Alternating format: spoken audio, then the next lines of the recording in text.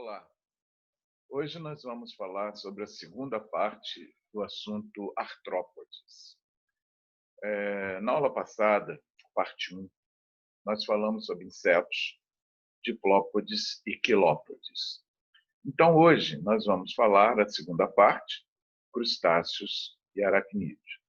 Sejam bem-vindos e vamos curtir mais um pouquinho essa parte da biologia desses animais com patas articuladas.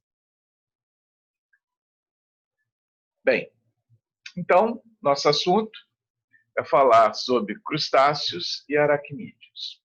Aqui nós temos alguns exemplos de crustáceo, uma lagosta, aqui uma aranha, aqui um escorpião. Então, esse é basicamente o grupo que nós vamos discutir hoje. Esses dois grupos, eles têm algumas características comuns, como, por exemplo, cefalotórax e abdômen. Então, o corpo deles é dividido em duas partes. A cabeça agora se juntou ao tórax, como é que a gente pode ver nitidamente aqui na aranha. Cabeça e tórax, lembrando que a cabeça é uma parte sensorial, principalmente sensorial, e o tórax é uma parte mais locomotora. Como vocês podem observar, aqui no cefalotórax vão existir a cabeça, os olhos, todas as estruturas da cabeça e as patas, que ficam geralmente associadas ao tórax, então cefalotórax. Da mesma forma que a gente observa nos crustáceos, aqui a carapaça do caranguejo é onde está a cabeça e o tórax junto. Bem, os crustáceos, de uma forma geral, eles têm 5 pares de patas. Aqui vocês estão observando que eu botei variado, porque pode variar. Mas geralmente eles têm 5 pares de patas. E os aracnídeos, eles têm sempre 4 pares de patas, como vocês podem ver aqui, 4 de um lado, 4 do outro.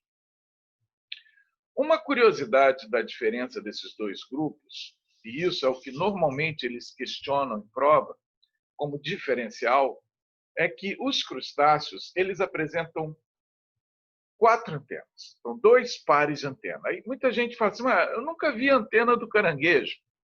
Aí eu botei um siri aqui para que vocês possam tentar visualizar isso aí. A antena é muito pequena. Observe aqui nessa imagem que vocês estão vendo uma antena, 2 antenas, 3 antenas e a quarta antena aqui. Então, ela é uma antena pequena e muita gente não consegue ver, mas tem as 4 antenas, 2 pares. E os aracnídeos não têm antena. Quem vai fazer esse papel de antena para os aracnídeos é uma estrutura que vocês vão ver daqui a um pouquinho, que a gente chama de pedipalpo, e também os pelos do corpo desses animais. Então vamos começar a falar dos aracnídeos. Os aracnídeos, como vamos conhecer principalmente o grupo, né? Aqui vocês estão vendo uma aranha. A aranha tem as patas, as 4 patas de um lado, 4 patas do outro, aqui o cefalotórax, e 2 estruturas são muito importantes para a gente frisar aqui, que nós vamos falar com frequência. Observe que do lado, aqui na boca, a boca fica aqui no meio. Do lado da boca tem essas 2 projeções aqui uma, aqui outra. Essas projeções são chamadas de quelíceras. As quelíceras é o ferrão da aranha. É aí que ela injeta o veneno na sua presa. A maioria das aranhas injetam veneno.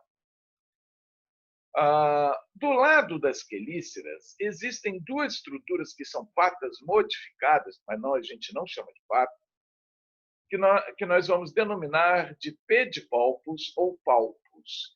Esses pedipalpos ou palpos, eles são sensoriais e também servem para o macho das aranhas transportar os espermatozoides para uma bolsa que guarda o sêmen para a hora da fecundação.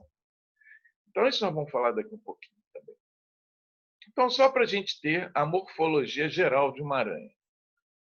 Quando a gente fala de escorpião, o corpo já modifica um pouco, mas continua com cefalotórax e abdômen. Só que eles têm ligada ao abdômen, uma cauda, que faz parte do abdômen, que na ponta dessa cauda tem um ferrão.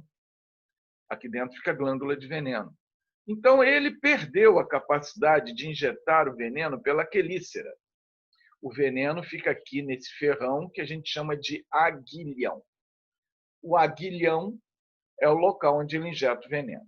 E os pedipalpos, que ficam do lado das quelíceras, nos escorpiões são adaptados em pinça, em quelas, para ele, tipo puante de caranguejo, que ele usa para segurar a presa. Quando ele segura a presa com essas garras, ele injeta o veneno com o aguilhão. Aqui um ácaro, um carrapato, desculpe, um carrapato. O carrapato é um parasita, é um ectoparasita, parasita de superfície do corpo. Então, ele tem um corpo com as 4 patas de cada lado, característica dos aracnídeos, né? Cefalotórax e abdômen, um abdômen bem grande para acumular sangue. E ele tem a quelícera adaptada, que é o pedipalpo, um pedipalpo, outro pedipalpo, a quelícera dele é adaptada para sugar o sangue do hospedeiro. E o ácaro? Os ácaros são muito pequenos, os ácaros são microscópicos. A maioria dos ácaros ficam aderidos à poeira do quarto, quando a gente mexe alguma coisa, aquelas poeiras, o ácaro está ali. Por isso que a gente fala que a gente tem alergia respiratória. Muita gente tem alergia à poeira, mas a maioria das vezes a alergia à poeira está relacionada ao ácaro que está na poeira. Então a gente tem alergia ao ácaro que está na poeira, na maioria das vezes. Esse ácaro, ele é também um parasita de células da epiderme, e eles são os principais provocadores de alergias respiratórias. Como diferença de aracnídeos, principalmente aranhas e escorpiões, é o que pode cair, vamos lembrar. O ferrão da aranha vão estar nas quelíceras. O ferrão do escorpião está aqui na cauda, no aguilhão. Já é uma diferença. Outra, os pedipalpos das aranhas são sensoriais e também servem para transportar o sêmen do macho para a fêmea. Os pedipalpos dos escorpiões, eles servem para segurar a presa, né? Então, essas são grandes diferenças entre esses dois grupos de animais. Na fisiologia, principalmente a parte digestiva, o que pode cair de aracnídeo é vocês saberem, primeiro, que o carrapato é hematófago. O carrapato se alimenta de sangue. Ácaro se alimenta de pele, células soltas, né? A escamação da pele. Agora, escorpiões são predadores, eles caçam e comem suas presas. A aranha, ela tem uma digestão um pouquinho diferenciada, por isso que nós vamos chamar a atenção aqui.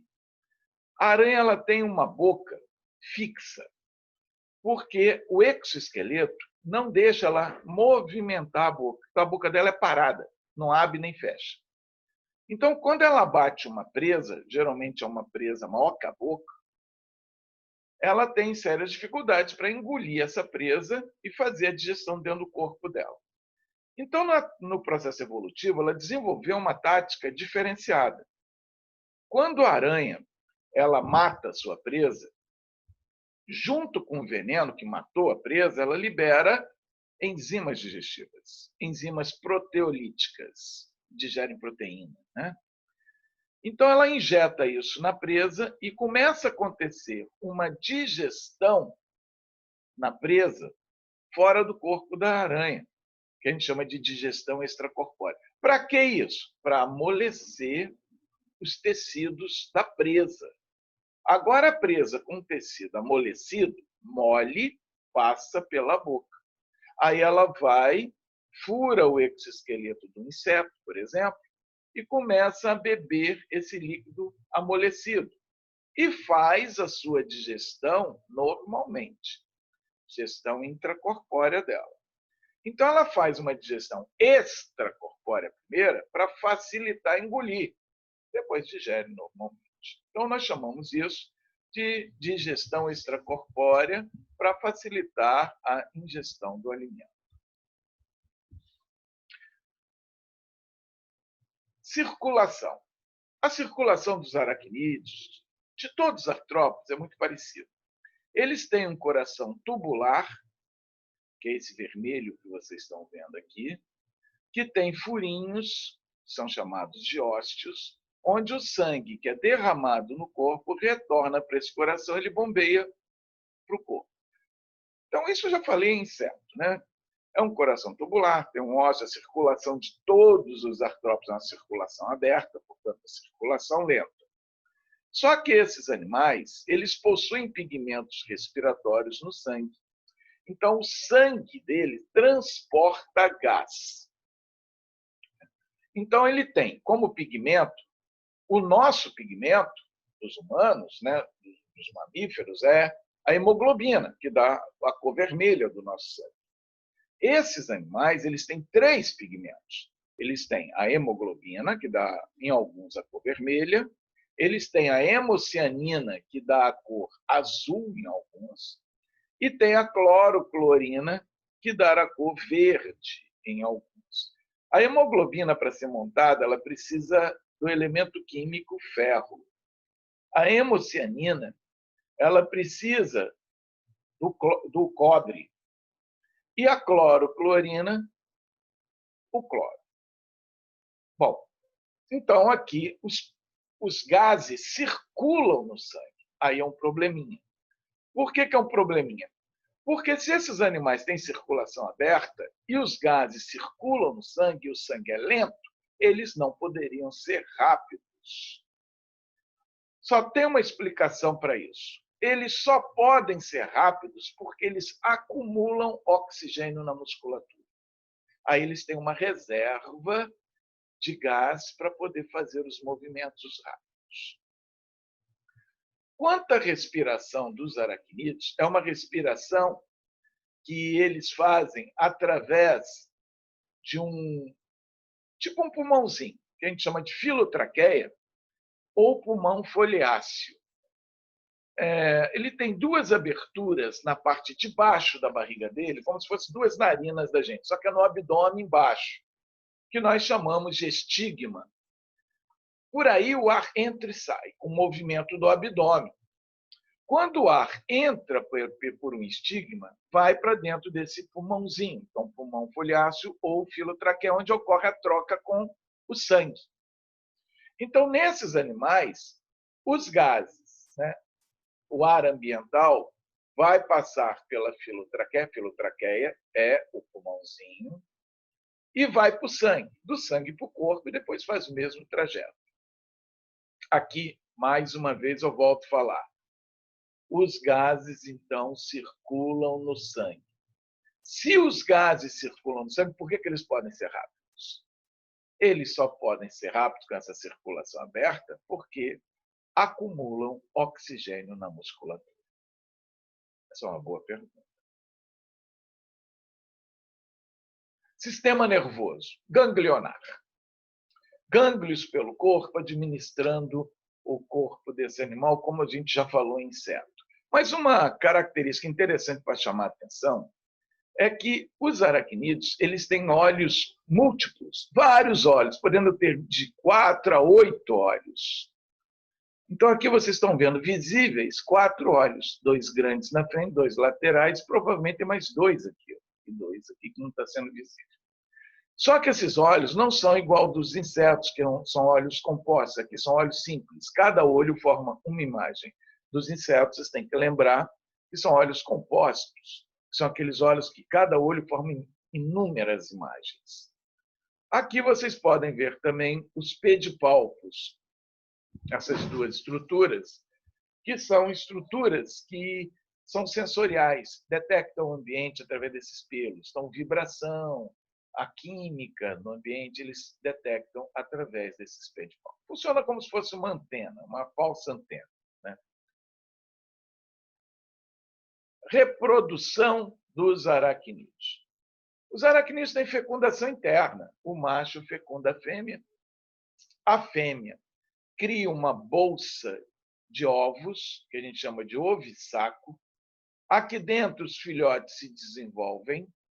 Nasce os filhotinhos, então não passa por larva, então desenvolvimento direto, e formam os novos indivíduos que voltam a cumprir o ciclo de vida das aranhas. Então, fecundação cruzada, porque mistura material genético do macho e da fêmea. Interna, porque o encontro dos gametas se dá dentro do corpo da fêmea. E simples, porque só a fêmea vai botar ovos. O desenvolvimento é direto, porque não passa por lá. Aqui, como observação, nós podemos ver a anatomia total de um aracnídeo, mostrando a quelícera, os olhos múltiplos, o cefalotórax, que também é chamado de prosoma, caiu na mescã isso aqui, né? Prosoma e opistosoma. Né? Então, abdômen é o opistosoma, o cefalotórax é o prosoma. Aqui estão as pernas, 4 de cada lado, as quelíceras e aqui os pedipalpos, essas duas estruturinhas aqui. Né? Abdômen. Observe aqui que vocês estão vendo duas projeções aqui. Essas duas projeções nós chamamos de fiandeiras. É aqui que ela elimina o fio da teia. A teia é uma proteína líquida que, em contato com ar, se solidifica. E as glândulas da teia ficam aqui dentro do abdômen. E elas liberam por essas projeções aqui que vão compor a teia desse animal. O veneno das aranhas, para o homem, ela é pouco tóxica. Mas para suas presas, não, é fatal. Né?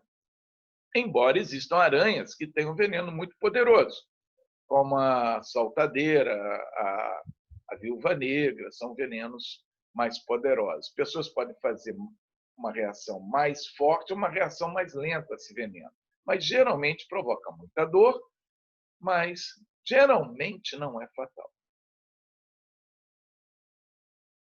Bom, crustáceos. Né? Os crustáceos são organismos que a gente tem na nossa alimentação.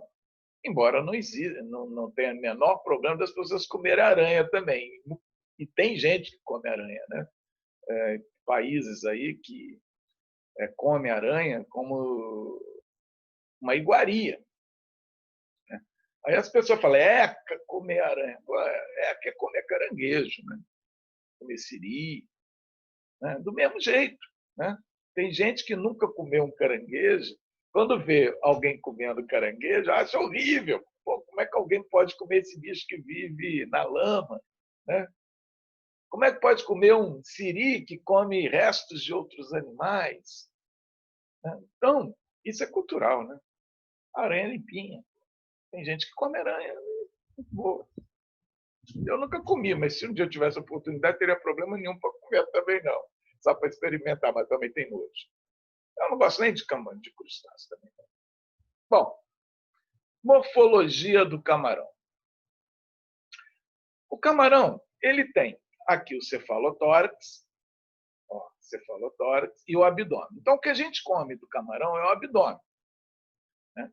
Aquele fiozinho que vocês tiram aqui escuro do camarão, né? Aquilo é o intestino, porque o ânus do camarão está aqui embaixo. Né? Quem come com aquilo ali é porque está comendo o intestino também, né? Com os restos da alimentação dele. As patas ficam aqui no cefalotórax e aqui também partes ligadas aqui atrás.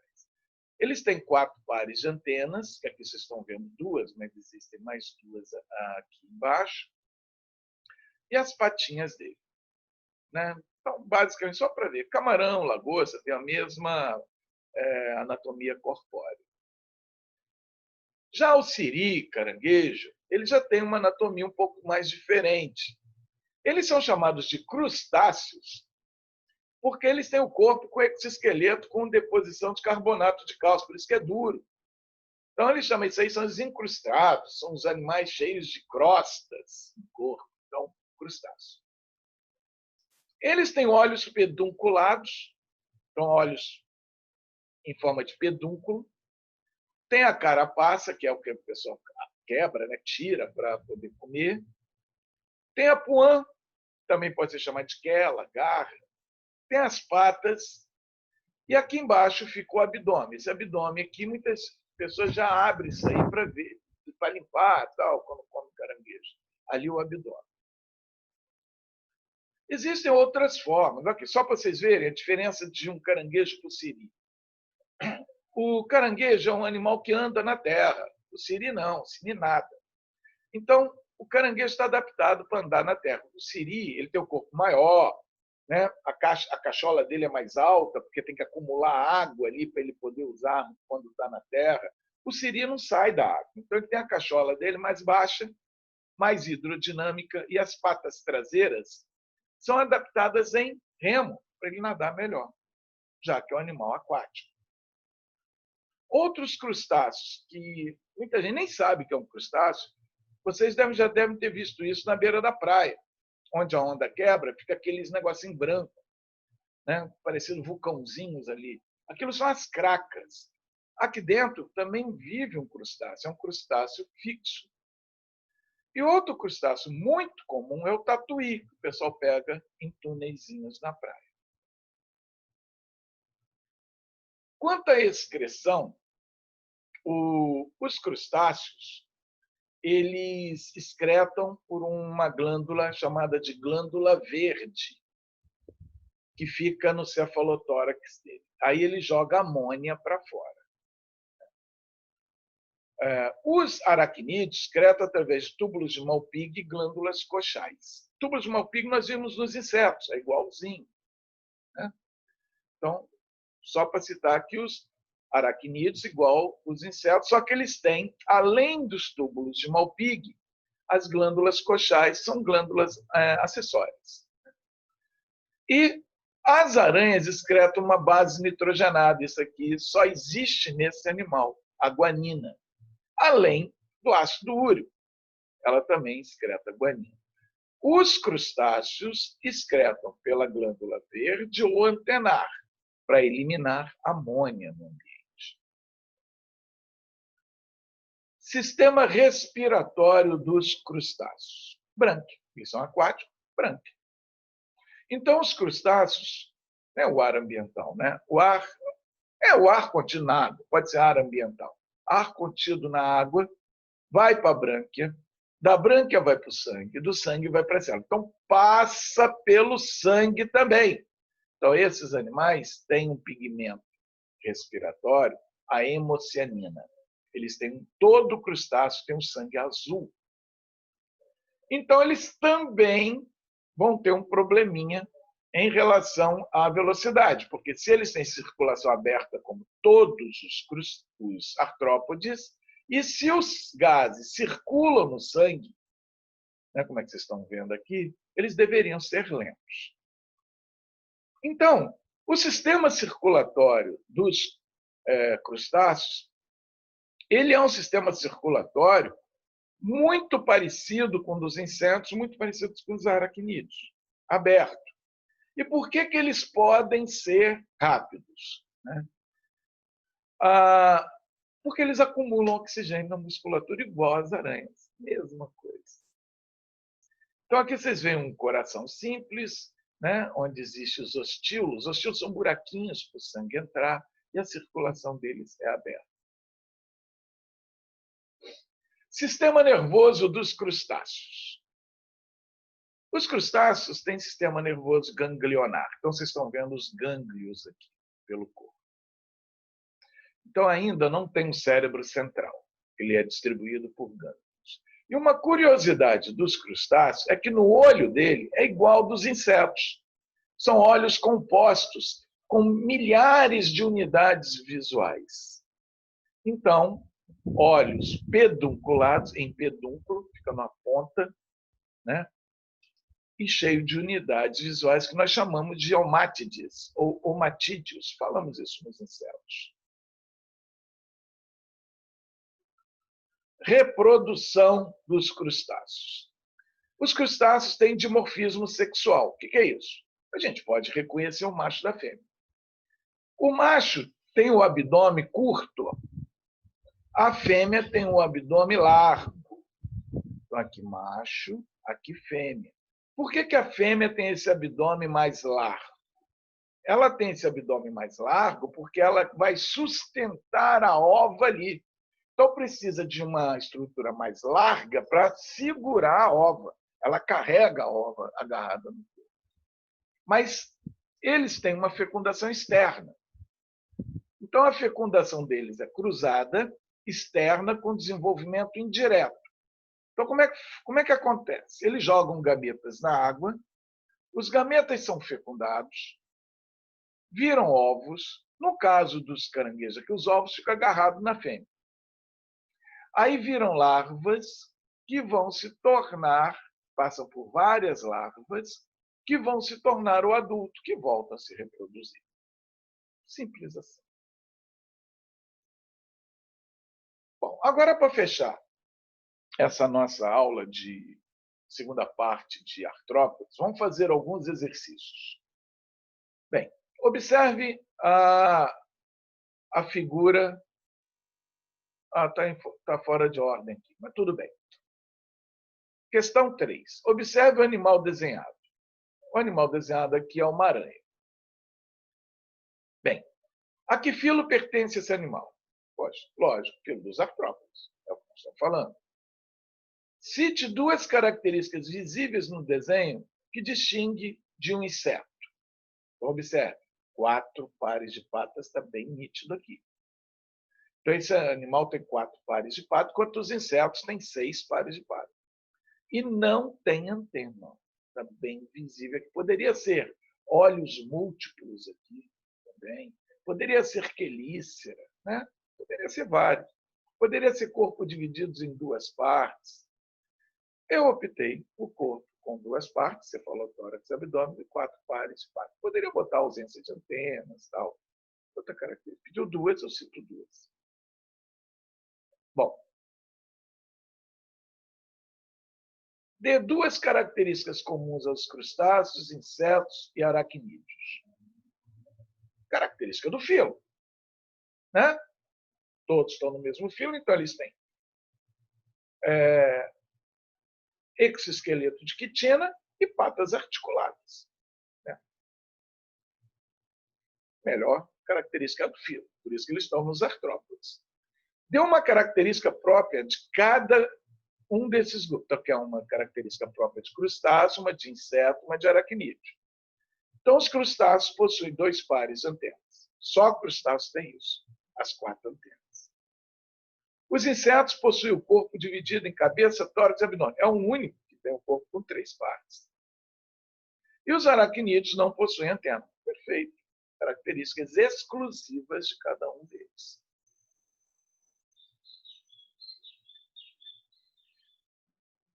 Lembra que está ao contrário, eu comecei pela terceira. Né? O aniversário de uma cidade à beira-mar, um restaurante promoveu um festival de crustáceos, lagosta, camarão, ostra e mexilhão.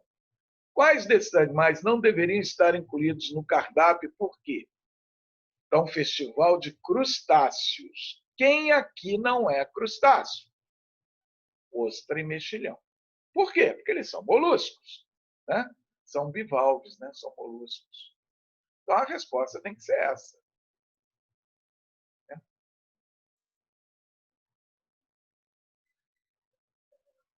Outra questão. O carrapato estrela, Amblyomma cagenense, pode transmitir ao homem a febre maculosa, uma grave enfermidade causada pela bactéria Rickettsia rickettsii.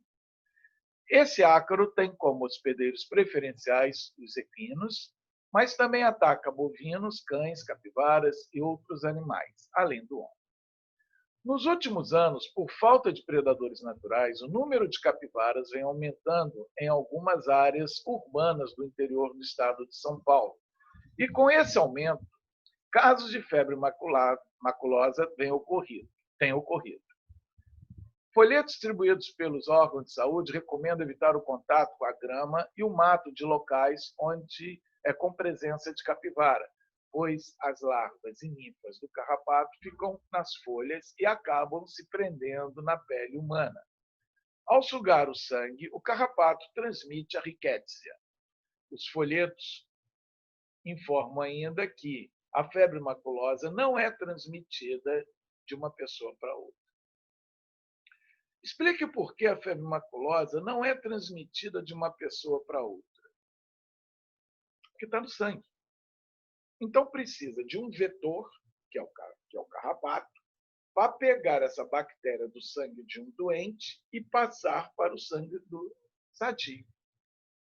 Porque não sai do corpo da gente, fica preso no sangue. Então, essa é a resposta.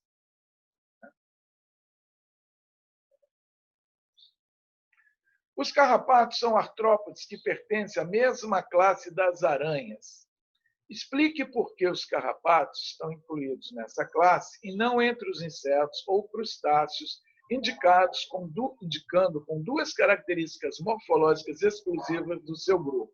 Então, vamos citar características de aracnídeo. Né? Ausência de antenas, 4 pares de patas poderiam ser. Ausência de antenas e 4 pares de patas. Tem, moçada, está passando avião aqui. Bom, 5.